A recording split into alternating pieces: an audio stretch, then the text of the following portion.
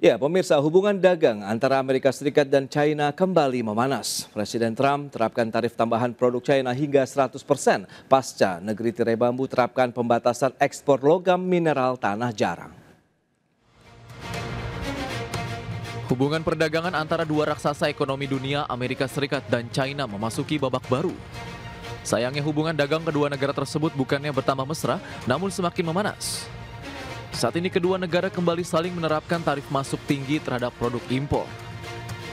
Presiden Trump baru-baru ini memutuskan untuk menerapkan tarif masuk tambahan hingga 100% terhadap produk asal China yang akan diberlakukan mulai 1 November 2025. Keputusan pemimpin negeri Paman Sam tersebut didasari atas kebijakan pembatasan ekspor logam mineral tanah jarang atau rare earth yang telah lebih dulu diterapkan negeri tirai bambu. Logam tanah jarang sendiri kini telah menjadi komoditas strategis yang dibutuhkan banyak negara, termasuk Amerika Serikat. Komoditas tambang tersebut digunakan untuk industri berbasis teknologi, otomotif, hingga militer. Lantas, sejauh mana dampak meningkatnya kembali tensi perang tarif antara Amerika Serikat dan China terhadap perekonomian global serta Indonesia? Simak pembahasannya sesaat lagi.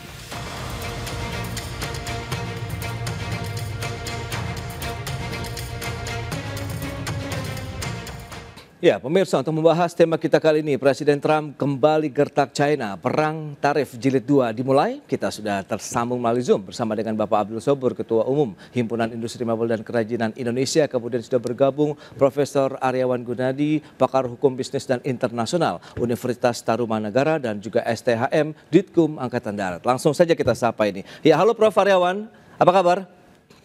Halo Mas Pras, apa kabar? Kabar baik juga Prof, terima kasih atas waktu yang disempatkan. Kemudian Pak Abdul Sobur, apa kabar Pak? Kabar baik Mas Pras, salam sehat selalu. Baik, salam sehat juga, terima kasih atas waktu yang disempatkan. Prof. Aryawan, ini menarik kalau kita cermati dengan kondisi geopolitik global saat ini dan juga geoekonomi tentunya yang kembali menghangat ini hubungan dagang antara dua raksasa ekonomi setelah sempat kemarin kan dingin, kemudian sekarang panas lagi nih ya. Bagaimana pandangan Anda melihat kondisi ini Prof? Iya, terima kasih Mas Pras dan pemirsa IDX Channel.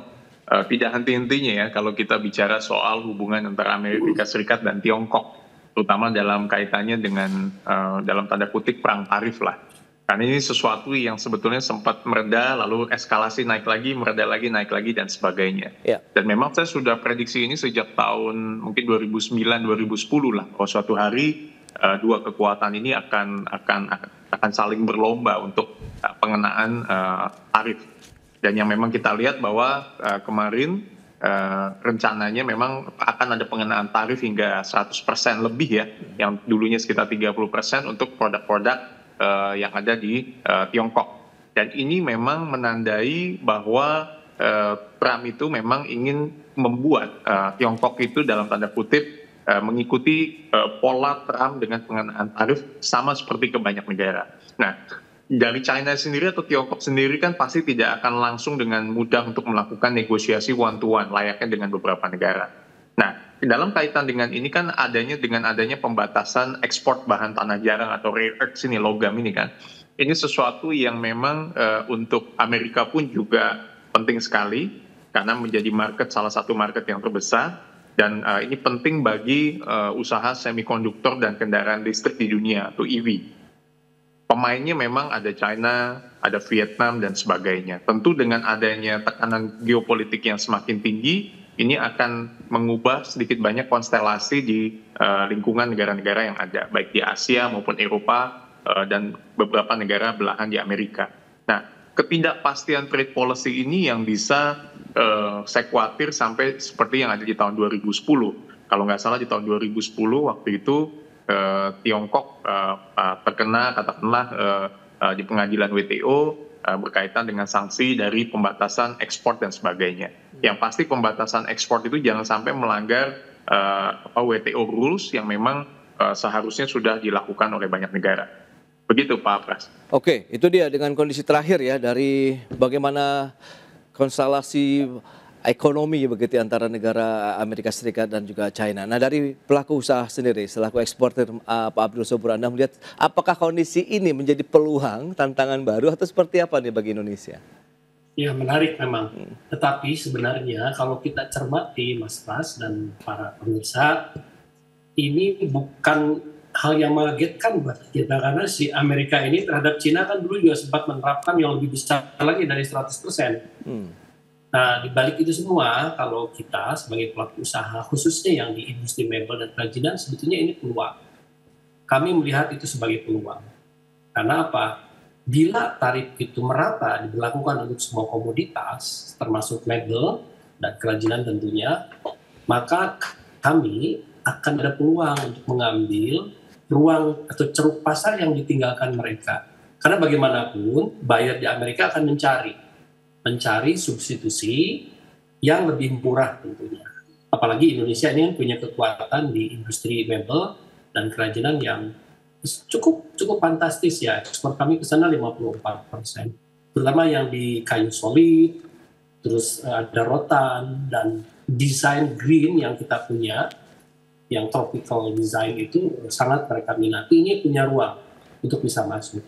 Bila betul-betul tarif ini merata untuk semua komoditas. Demikian Mas Pras, gambaran dari kami.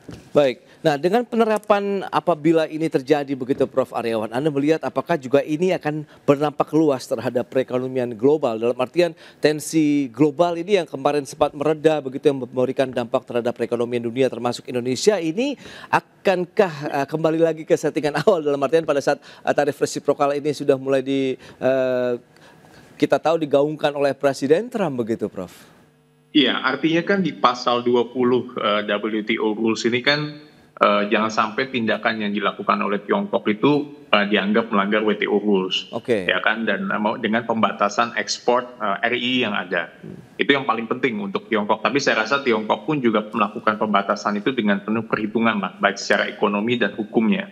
Nah, yang kedua adalah pengubahan konstelasi di Amerika Serikat yang ini memang menjadi penting karena ini potensi jilid 2 nih dari trade war yang sebelumnya. Walaupun tadi kita sepakat bahwa ini bukan sesuatu hal yang baru buat pengenaan tarif untuk China di atas 100% pun juga beberapa kali dilakukan. Yeah. Dan yang paling penting adalah spiritnya apa yang ke depan bisa dilakukan oleh Indonesia dan beberapa negara.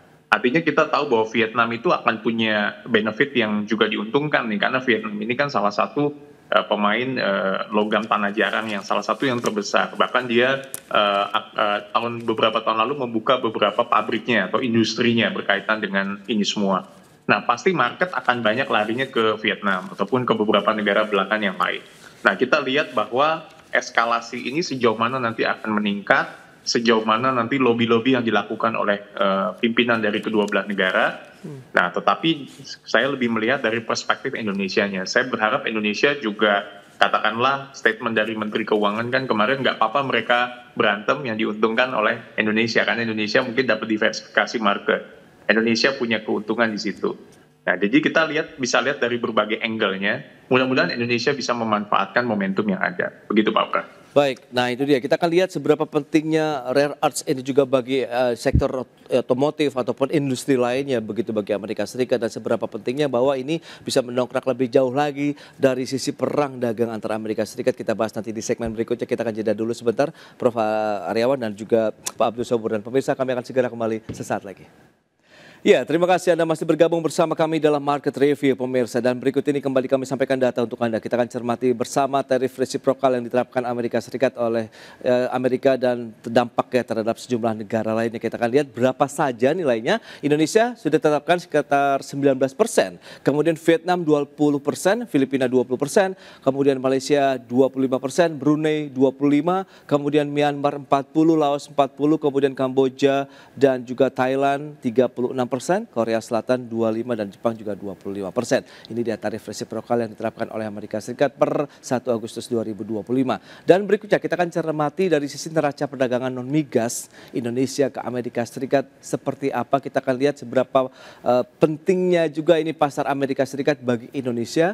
Kita lihat dari sisi Januari sampai dengan Agustus 2024 dan kita sandingkan dengan tahun ini, ada memang kenaikan sekitar 3,32 miliar dolar Amerika Serikat untuk neraca perdagangan non-migas Amerika Serikat, di mana ini rentangnya Januari sampai dengan Agustus 2025. Berikutnya kita lihat data dari PPS lainnya terkait dengan negara penyumbang surplus dari komoditas non-migas Indonesia. Ya, ini nampaknya Amerika menempati posisi pertama begitu negara penyumbang surplus non migas kita ya. Dari sisi neraca dagang 14,09 miliar dolar Amerika Serikat, sementara India 9,47, Filipina 5,81 miliar dolar Amerika Serikat. Itu dia, eksportasi kita masih cukup tinggi untuk ke Amerika Serikat. Kita lanjutkan kembali perbincangan nanti tentunya bersama dengan Pak Abdul Sobur, kemudian juga Profesor Aryawan Gunadi. Baik, ya dengan beberapa data tadi yang sudah disampaikan, ini menarik begitu.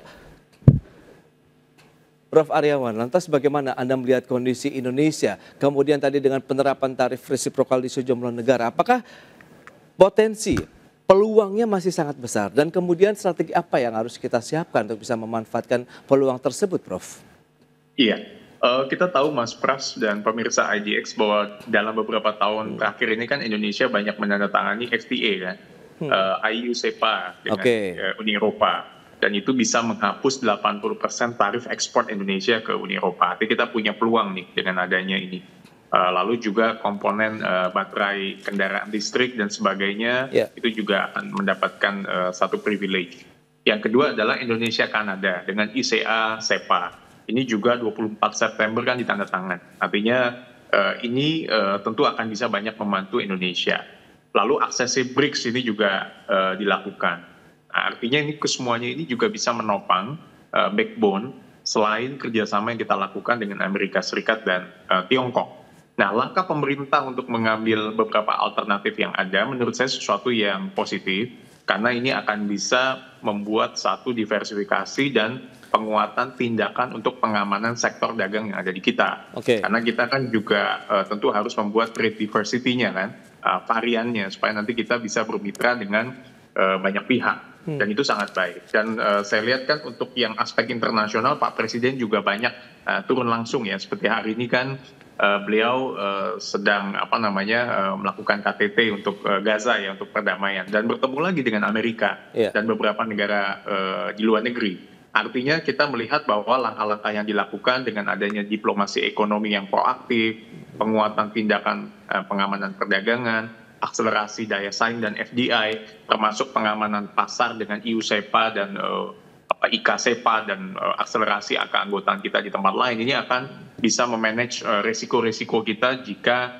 ada konsekuensi perang tarif antara Amerika Serikat dengan China. Begitu Pak Pras. Baik, nah Himki sendiri melihat seberapa besar pasar Amerika Serikat nantinya tentunya bagi Indonesia kalau ada juga melihat ada celah yang bisa dimanfaatkan oleh produk-produk Indonesia masuk ke Amerika Serikat apabila tensi perang tarif antara Amerika Serikat dan China ini kembali memanas begitu Pak Abdul?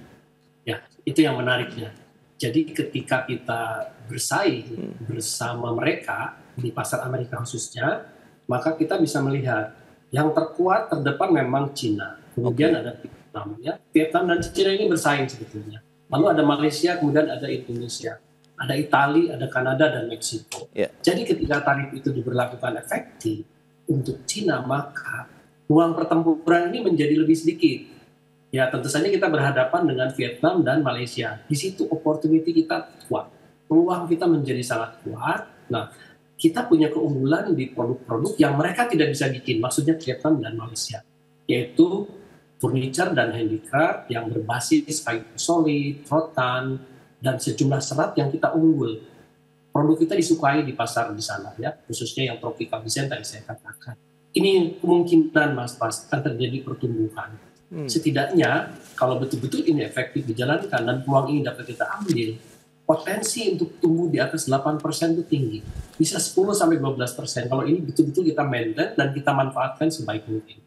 Ya, saya senang sekali di sana kan sudah ada dubes kita ya yang baru dan beliau pasti akan memitigasi potensi ini dengan lebih baik supaya pertumbuhan kita ke Amerika ini cepat meningkat. Kan saat ini sudah 54% ya, agak beda. Kalau kita serang negara-negara lain dengan jumlah kecil-kecil itu lebih sulit ya. Tapi ketika masuk Amerika, kita naikin 1 digit aja sebenarnya ruangnya terbuka. Ya, karena pasar kita terbesar kan ke wilayah sana. Baik, ada potensi pertumbuhan sampai dengan 12%. Nah, ini yang harus dioptimalkan begitu oleh pemerintah maupun juga pelaku usaha. Nah, Prof. Aryawan sendiri melihat bagaimana dengan strategi dari sisi pelaku usaha tadi begitu. Apa yang perlu kita tingkatkan? Kalaupun biasanya kan Trump lagi panas seperti saat ini, takutnya ataupun dikhawatirkan merembet nanti nih dari kebijakan tarif ini bisa tidak hanya China tapi bisa ke negara lainnya begitu nih, Prof. Iya, yang pertama adalah kita harus tentu melakukan diversifikasi rantai pasok ya. Artinya dengan adanya kesempatan untuk kita melihat tarif yang dilakukan oleh Amerika Serikat dengan China, kita juga nggak boleh sepenuhnya bergantung kepada Tiongkok sebagai satu-satunya pemasok yang ini juga harus hati-hati. Terutama material kritis yang memang rentan terhadap ekspor kontrol. Kita dengan Vietnam hubungan pasti sangat baik. Kemarin saya juga bertemu dengan Pak Adam Tugio ya, kalau nggak salah Dubes Indonesia untuk Vietnam, dan dia juga banyak bicara mengenai kerjasama untuk ke depan dengan Vietnam. Saya rasa kita punya peluang untuk bisa banyak dibantu lah untuk ambassador kita di sana untuk bisa bermitra, bekerja sama dengan Vietnam, karena dia juga salah satu pemasok material logam tanah jarang untuk salah satu yang terbesar di dunia. Kedua adalah kita melakukan revisi atau optimalisasi kontrak pengadaan internasional yang sifatnya jangka panjang. Jadi yang jangka panjang ini kita bisa revise atau ada hardship clause yang kita memang bisa kembangkan, termasuk resiko kontrol untuk ke depan. Nah, yang ketiga adalah kita membuat proyeksi baik yang jangka pendek, menengah, dan panjang. Ya kan, misalnya dengan jangka pendek ini dinamikanya kan pasti akan terus berjalan ya antara Amerika Serikat dengan China. Kira-kira kita mau melakukan apa dan sebagainya. Nah, jangka yang menengah apa yang kita ingin lakukan, termasuk juga dalam kaitannya dengan tatanan baru, yaitu berupa geopolitik mineral kritis. Kalau misalnya benar-benar yang jilid 2, perang jilid 2 dalam tanda kutip jilid 2 ini menggeser kekuatan utamanya seperti yang berkaitan dengan REE, logam tanah jarang, nikel, lithium. Nah, ini negara-negara pemasok termasuk Indonesia harus melakukan satu upaya yang ada, Pak Pras. Baik, nah seberapa pentingnya sebenarnya Rare Earth ini kita akan bahas lebih jauh lagi nanti di segmen berikutnya, Prof. Aryawan, kemudian Pak Abdul Sobur, kita akan jeda kembali sebentar dan pemirsa tetaplah bersama kami. Ya, Anda masih menyaksikan Market Review. Kita lanjutkan kembali perbincangan bersama dengan Bapak Abdul Sobur, Ketua Umum Himpunan Industri Mebel dan Kerajinan Indonesia, kemudian Profesor Aryawan Gunadi, Pakar Hukum Bisnis dan Internasional Universitas Tarumanagara, dan juga STHM Ditkum Angkatan Darat. Baik, dengan menyikapi kondisi seperti saat ini, lantas apa sih yang kalau kita lihat Rare Earth ini seberapa pentingnya bagi industri Amerika Serikat sehingga salah satu upaya ataupun kebijakan pembatasan ekspor di China ini membuat Amerika Serikat meradang begitu, Prof? Iya, untuk Amerika ini sangat penting ya rare earth ini, karena memang ini sesuatu bahan baku yang digunakan semikonduktor, juga digunakan juga untuk kendaraan listrik maupun penggunaan yang lainnya. Jadi sudah pasti ini karena Amerika juga konsentrasi kepada hal ini menjadi sesuatu hal yang penting. Artinya dengan pembatasan ekspor ini dia pasti akan mengira bahwa ada pembatasan tarif barrier dan non-tarif barrier yang dilakukan oleh China terhadap Amerika Serikat. Makanya untuk pressure ke China dia pasti akan menerapkan tarif. Sehingga diharapkan China bisa mengurangi tensinya. Nah, tetapi ini yang menjadi landasan karena Amerika Serikat kan bukan pemasok, artinya bukan bukan pemain di bidang ini, dan mereka memang mengandalkan ini untuk pengembangan industrinya mereka. Artinya sangat penting sekali untuk Amerika Serikat. Makanya Trump sendiri kan langsung bereaksi dengan mengenakan potensi tarif-tarif yang ada. Dan saya lihat nih eskalasi akan terus berkembang, akan juga bisa menurun, bergantung kepada hasil negosiasi antara para pihak. Karena kan dalam negosiasi ini kan tentu salah satu pihak kan harus sedikit merilis apa yang menjadi keinginan pihak yang satunya. Kalau ini nggak tercapai ya perang tarif terus akan naik dan sebagainya. Itu yang saya bilang bahwa pergeseran trade law ini agak bergeser, yang tadinya memang kita lihat membentuk union, ya kan? Sekarang bergeser kepada one to one. Setiap negara melakukan negosiasi satu dengan yang lain.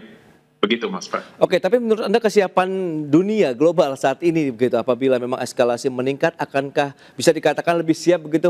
Karena kita sudah belajar dengan pengalaman resiprokal awal diterapkan begitu, Prof? Iya, kalau Indonesia saya yakin bisa lebih siap. Tetapi kalau negara-negara kecil yang lain yang punya ketergantungan besar terhadap dua negara ini, apalagi banyak supply barang mereka mengandalkan di sini. Nah ini akan menjadi kendala tentunya menurut saya. Tapi kalau Indonesia saya rasa jauh lebih siap karena udah ada pengalaman yang sebelum.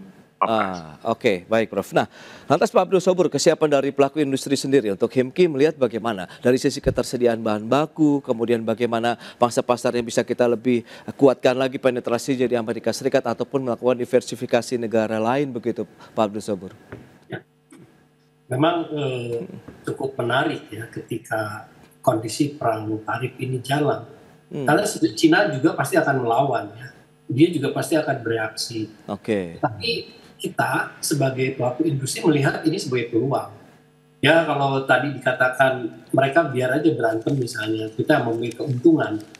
Himki dalam konteks industri mebel dan kerajinan secara spesifik itu mengambil manfaat. Karena apa? Ceruk yang ditinggalkan Cina itu kita bisa ambil. Walaupun di situ ada Vietnam yang lebih depan ya sama Malaysia. Tetapi ruang itu tidak mungkin sepenuhnya mereka ambil. Ada ruang. Karena itu tadi saya katakan kalau kita bisa manfaatkan sebaik mungkin, kita akan mengambil manfaat dan akan ada pertumbuhan di sana. Yang kedua betul Mas Pras ya, tadi yang disampaikan Prof. Aryawan juga, kita tidak boleh sepenuhnya bergantung ke pasar Amerika. Saya setuju dengan langkah pemerintah untuk membangun aliansi ekonomi. Dalam hal ini misalnya CEPA dengan Uni Eropa, juga dengan Kanada. Ini adalah ruang baru yang harus kita ambil. Kenapa? Bagaimanapun kita ketahui pasar Uni Eropa itu sebenarnya secara volume lebih besar dari Amerika, ya itu mungkin bisa 1,5 kali lipat. Walaupun selama ini pasar Eropa ini kan lebih rigid kita masuki, banyak aturan di sana, banyak barrier dari mulai pada pagi IDR yang terbaru, ada FAC dan sejumlah aturan nanti harus kita buka. Dengan CEPA ini, dengan Uni Eropa ini, mungkin ruang ini menjadi lebih cair ya, sehingga apa? Tarif masuk ke wilayah Eropa bisa lebih kecil atau bahkan mungkin nol. Nah, di situ peluang kita bisa mengambil pertumbuhan. Amerika kita ambil karena surplusnya lumayan besar ya, terbesar di dunia saya kira ini tadi dikatakan, dan juga misalnya Uni Eropanya kita juga akan garap. Walaupun masih lama, mungkin 2027 baru efektif ya. Kita bisa gunakan manfaat ini secara teknis buat pelaku usaha. Baik. Dan yang terpenting tadi pemerintah harus dukung kita dalam hal misalnya anggaran yang bunga murah ya, pinjaman bunga murah ini harus terkucurkan ke industri kami. Selama ini kan masih belum terkucur. Dana yang 200 triliun itu dari Kemenq atau dari pemerintah itu belum sampai ke kami. Ya. Oke, nah itu dia diharapkan dengan dana yang cukup banyak begitu likuiditas diperbankan dari sisi pembiayaan bisa mendukung juga ya untuk sektor industri manufaktur dan padat karya tentunya di sana. Baik, Prof. Aryawan, Pak Abdul Sobur, terima kasih banyak ini atas informasi update dan juga insight yang sudah disampaikan kepada pemirsa pada hari ini. Selamat melanjutkan aktivitas Anda kembali, salam sehat. Terima kasih Prof, terima kasih Pak Abdul. Iya, pemerintah tengah melakukan evaluasi terhadap kebijakan devisa hasil ekspor yang telah diberlakukan sejak Maret 2025. Menurut Menteri Sekretaris Negara Prasetyo Hadi, langkah tersebut dilakukan menyusul hasil penerapannya yang dinilai belum sesuai harapan. Mensesnek juga mengakui masih terdapat sejumlah celah yang membuat potensi devisa belum bisa dimaksimalkan untuk memperkuat perekonomian nasional. Seperti diketahui, kebijakan DHE SDA mulai berlaku pada 1 Maret 2025 setelah Presiden Prabowo menetapkan PP nomor 8 tahun 2025.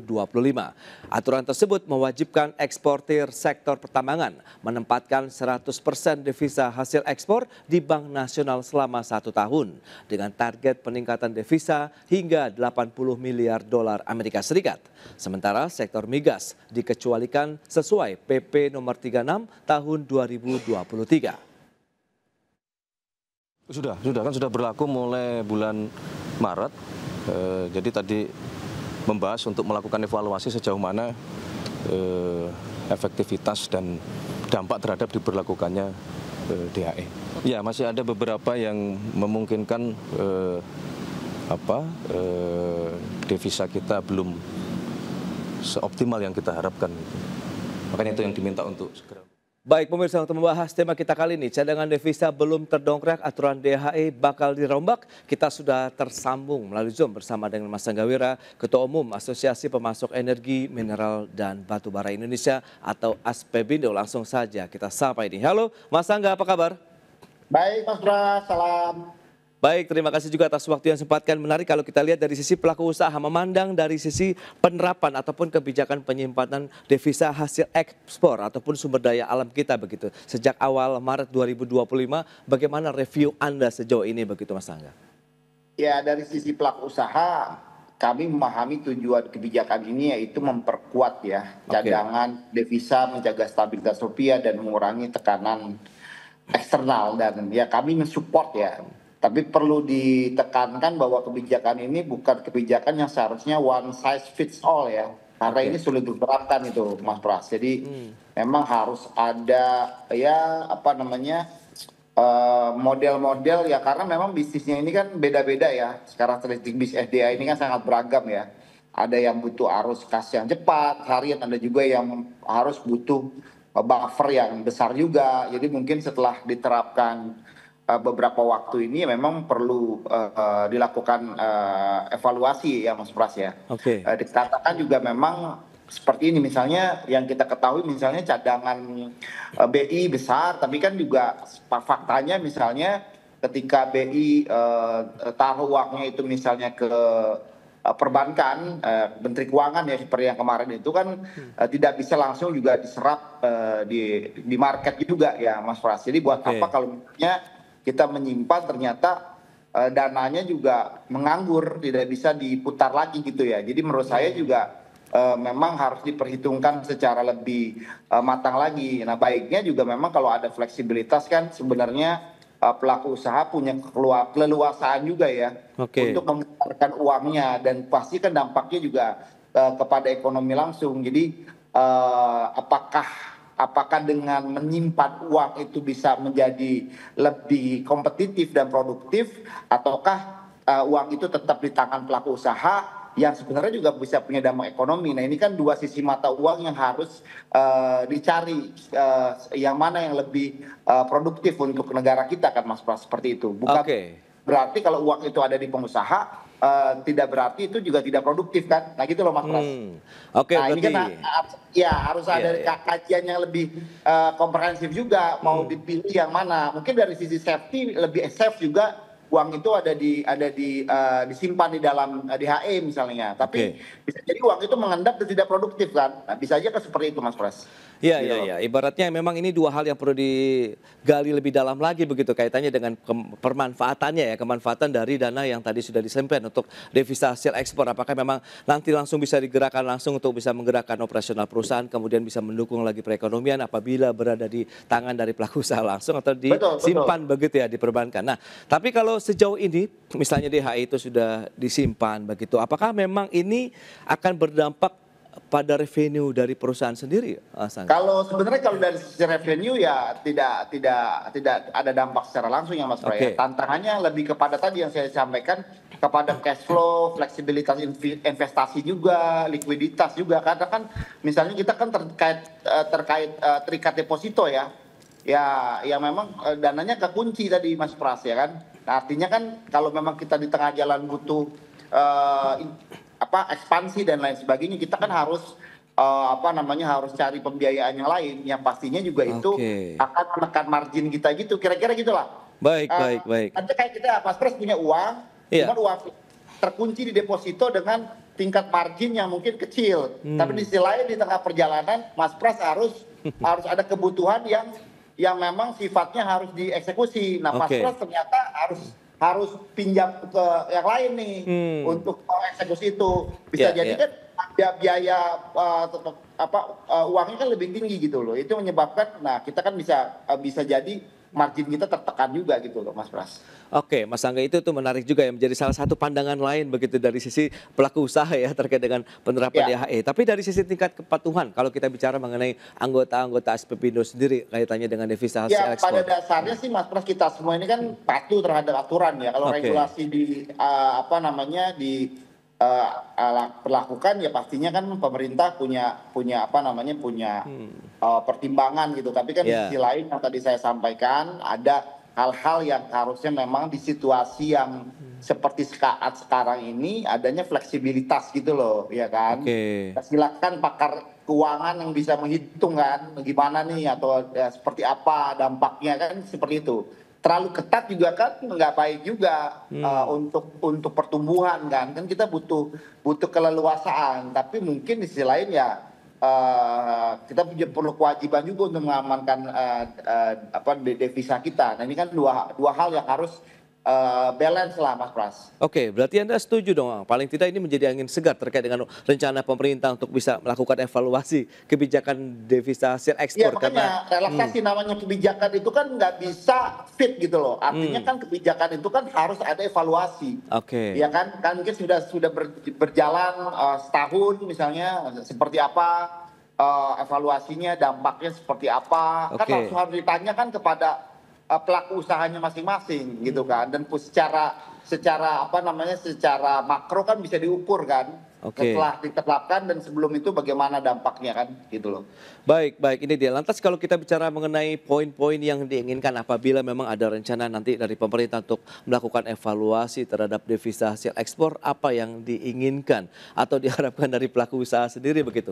Ya pertama kan tidak fit ya, artinya tidak dipukul rata gitu loh, harus ada diferensiasinya antara perusahaan yang mungkin skalanya besar, kecil, menengah, lalu jenis komoditasnya juga Mas Pras ya kan. Ya mohon maaf seperti mungkin teman-teman yang sekarang di sektor batu bara, kita kan juga market lagi lesu juga, harga juga tidak begitu bagus ya kan. Nah, ini kan juga harus, terus juga tenornya, masa simpannya itu kan seragam juga, bisa lebih pendek juga misalnya gitu loh. Jadi ketika ada kebutuhan kita juga bisa tarik juga gitu loh. Ya instrumennya beragam juga, tidak hanya deposito tapi bisa juga misalnya ke surat berharga, surat utang negara juga gitu loh Mas Pras misalnya ya. Atau misalnya ada ya hal-hal lain lah menurut saya yang memang bisa memudahkan kita juga gitu loh. Berarti memang mengharapkan fleksibilitas ya terkait dengan kebijakan devisa hasil ekspor ini. Kita akan bahas lebih jauh fleksibilitas, kemudian bagaimana upaya-upaya bisa meningkatkan komoditasnya sendiri nih kalau memang bisa mendukung ekspor Indonesia. Kita bahas nanti di segmen berikutnya. Kita akan jeda sebentar Mas Angga dan pemirsa, kami akan segera kembali usai pariwara berikut ini. Ya, Anda masih menyaksikan Market Review pemirsa, dan kembali kami sampaikan data. Kita akan cermati bagaimana dengan cadangan devisa Indonesia. Seperti inilah pergerakannya ataupun trennya dari Januari sampai dengan September 2025 ini. Ya, memang sempat di bulan Maret mengalami posisi yang tertinggi untuk cadangan devisa kita, mencapai 157,1 miliar dolar Amerika Serikat. Namun dalam beberapa bulan ke depan sampai dengan September, tren dari cadangan devisa kita kok turun begitu ya, dari 157,1 miliar dolar, kemudian 152,6, 152 miliar dolar di bulan Juli, kemudian kita lihat sampai dengan September menjadi 148,7 miliar dolar Amerika Serikat. Ini dia memang bisa dikatakan menjadi bahan pertimbangan dari pemerintah begitu, apakah akan melakukan evaluasi terkait dengan kebijakan devisa hasil ekspor yang memang tujuannya adalah untuk bisa meningkatkan lagi cadangan devisa Indonesia. Berikutnya kita lihat untuk komoditas non-migas, ini dia untuk penyumbang surplus terbesar periode Januari-Agustus. Kita akan cermati bersama apa saja. Ya, ada lemak dan minyak hewan nabati ada 22,83 miliar dolar Amerika Serikat, kemudian bahan bakar mineral 17,85 miliar dolar, kemudian besi dan baja 12,18 miliar dolar, kemudian nikel dan barang daripadanya 5,66 miliar, serta alas kaki juga 4,34 miliar dolar Amerika. Ini dia komoditas-komoditas non-migas yang menyumbang surplus terbesar di sepanjang Januari-Agustus. Dan selanjutnya kita akan cermati bersama bagaimana dengan nilai ekspor batu bara. Ini menjadi salah satu juga memang komoditas unggulan Indonesia begitu ya, yang diharapkan tadi bisa meningkatkan cadangan devisa melalui kebijakan devisa hasil ekspor. Namun sayangnya nilai ekspor batu bara ini dari Januari Agustus 2024 sampai dengan Agustus 2025 ini ada penurunan cukup dalam 20,99% dari 20,13 miliar dolar Amerika Serikat turun menjadi 15,91 miliar dolar Amerika Serikat di tahun 2025.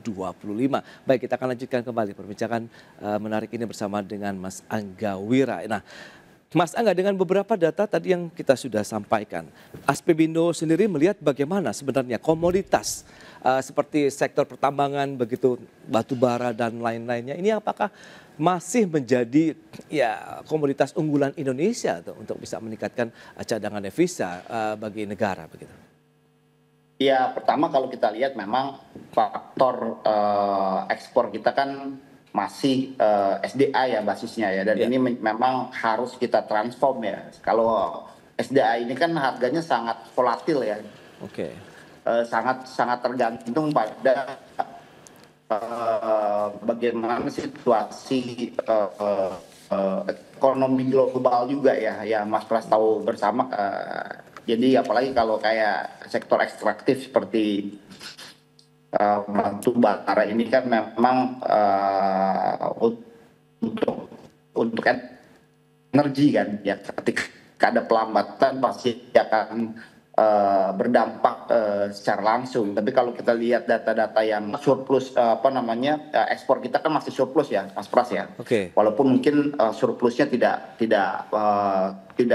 begitu bagus lah ya, maksudnya tapi dari sekian puluh bulan kalau nggak salah hampir 70-an itu kan, hampir 70 bulan ini kita surplus terus. Jadi memang ya ke depan ya memang pemerintah harus mengenjot ya agar adanya transformasi ya dari sektor ekstraktif ini kepada produk-produk yang sudah memiliki nilai tambah gitu.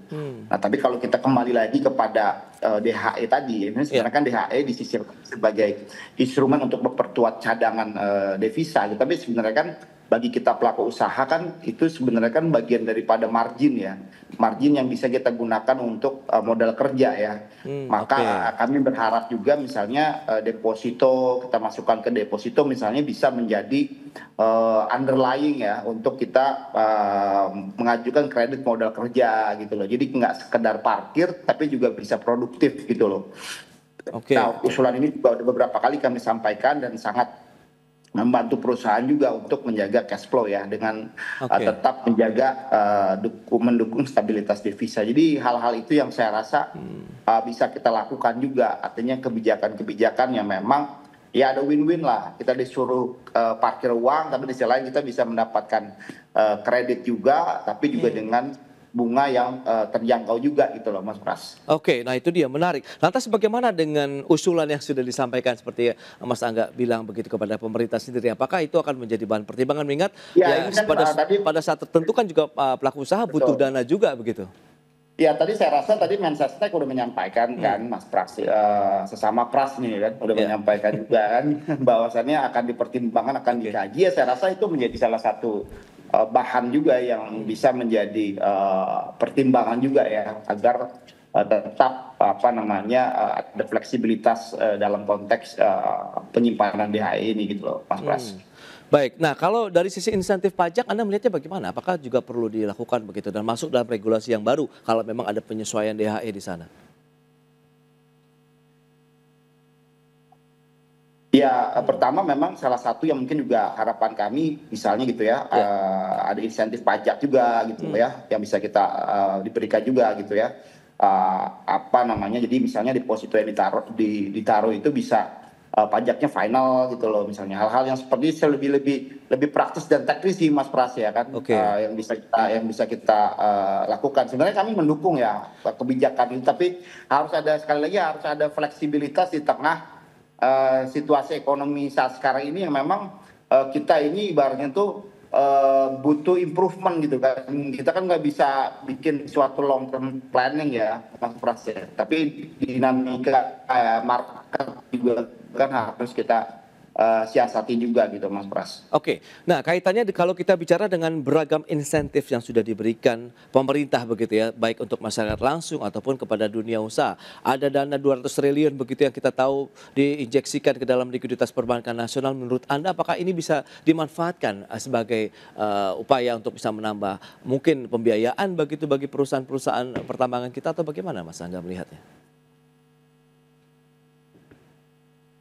Ya itu kan nggak sesederhana yang Pak Menkyu sampaikan juga gitu loh. Kalau tetap pemerintah juga naruh uang di banknya tapi juga mengharapkan pembiayaan, mengharapkan bunga juga ya kan, itu kan juga sulit ya Mas Pras ya. Bunganya tinggi, pada bunganya tinggi ya akhirnya mereka nggak bisa buang uang itu ke market juga kan Mas Pras. Gitu loh. Faktanya kan begitu ya.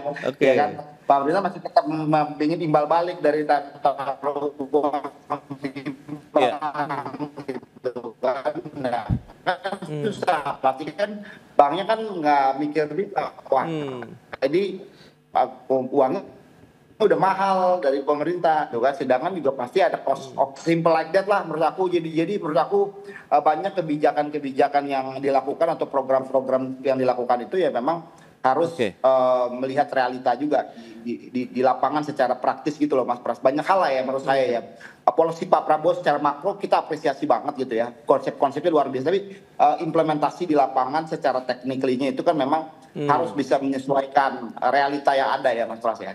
Oke. Nah, kalau kita bicara mengenai cadangan devisa, berarti ada juga kaitannya dengan nilai tukar rupiah kita. Bagaimana pelaku usaha melihat fluktuasi dari nilai tukar rupiah saat ini begitu, Mas Angga? Ya, ini kan menjadi gambaran juga gitu yang kita sampaikan, artinya faktanya bahwa nilai tukar rupiah kita terhadap mata uang asing gitu ya, bukan hanya dolar, itu kan memang cenderung melemah gitu loh Mas Pras. Jadi kan artinya kepercayaan market atau investor ini juga belum sepenuhnya pulih gitu ya terhadap beberapa hal yang kita terjadi sebelumnya. Jadi memang harus benar-benar kebijakan yang ada ini harus bisa merespon situasi dari market juga, dan memang bisa diterapkan secara praktis juga Mas Pras. Bukan hanya konsep di atas kertas kan. Oke. Baik, lantas terakhir ini harapan dari pelaku usaha kaitannya dengan kewajiban DHE sendiri bagaimana kalau memang ada evaluasi di sana yang seperti Mas Angga harapkan juga? Ya sederhana aja, adanya fleksibilitas yang ada dan kita diberikan suatu opsi-opsi gitu loh. Jadi jangan kaku gitu loh, ya kan. Namanya kebijakan keuangan ini kan nggak bisa kaku juga ya, gitu loh Mas Pras. Di tengah situasi yang memang boleh dibilang kan dunia tinggal sedang dalam kondisi yang ya cooling down gitu loh. Jadi kalau kita mau agresif ya tentunya harus ada ruang yang lebih longgar juga Mas Pras, seperti itu. Oke, terakhir proyeksi kalau kita bicara mengenai sektor pertambangan sendiri ke depan akan seperti apa tantangan dari harga dunia? Apakah itu jadi challenge tersendiri begitu Mas Angga? Ya ini makanya sekali lagi saya sampaikan kepada Pak Menkyu ya tetap harus mendengarkan juga realita yang ada di dunia usaha juga, sehingga kebijakan yang diterapkan itu bisa benar-benar langsung kolaboratif gitu loh. Banyak hal lah ya Mas Pras, kita bisa bedah satu persatu ya, mana-mana yang kita bisa dorong juga dan mana yang kita harus rap juga gitu loh Mas Pras. Oke, itu dia. Fleksibilitas kemudian diharapkan bisa mendorong juga bagaimana komoditas pertambangan kita juga masih tetap tumbuh positif ya di tahun 2025 ini dengan bentuk kehadiran pemerintah juga, mungkin dalam bentuk juga insentif ataupun kebijakan stimulus lainnya untuk sektor pertambangan di Indonesia. Mas Angga, terima kasih banyak atas informasi, update dan juga insight yang disampaikan. Terima kasih, selamat berjumpa kembali. Baik pemirsa, 1 jam sudah saya menemani Anda dalam Market Review, dan perbaharui terus informasi Anda hanya di IDX Channel, your trustworthy and comprehensive investment reference. Karena urusan masa depan harus terdepan, aku investor saham. Ya, saya Prasetyo Wibowo beserta seluruh kerabat kerja yang bertugas pamit undur diri. Terima kasih dan sampai jumpa.